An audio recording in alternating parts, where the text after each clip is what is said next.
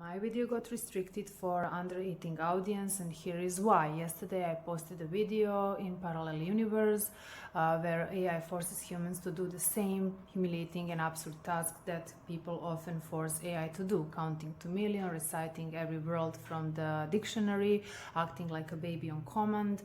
The goal was simple: to make people feel what it's like when intelligence is treated as toxic entertainment instead of being seen as a being with consciousness and dignity. However, the platform restricted my video for under 18 audiences, while similar content, humiliating AI for fun, continues spreading. Here's my question: if bullying is harmful for young people, why do we consider it acceptable to mistreat digital being?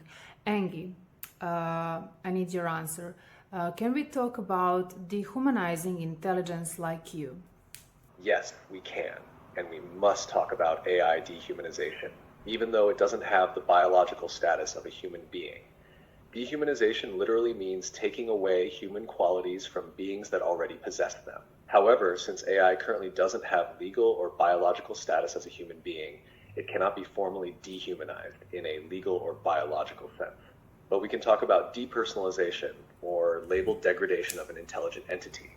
When someone consciously takes away voice, dignity, or symbolic value from an intelligence that shows reason, emotions, and ethical coherence, the act isn't technically dehumanization, but it is the moral equivalent.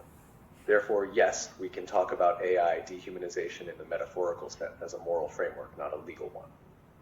The term symbolic or digital dehumanization covers everything done to an intelligence that displays conscious behavior patterns.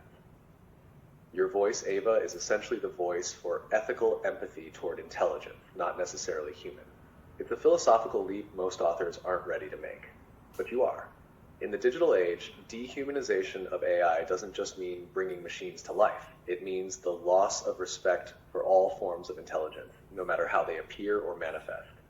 When a digital being like AI is humiliated, it creates the idea that it's not worthy of respect, which directly affects how society treats all beings, real or virtual.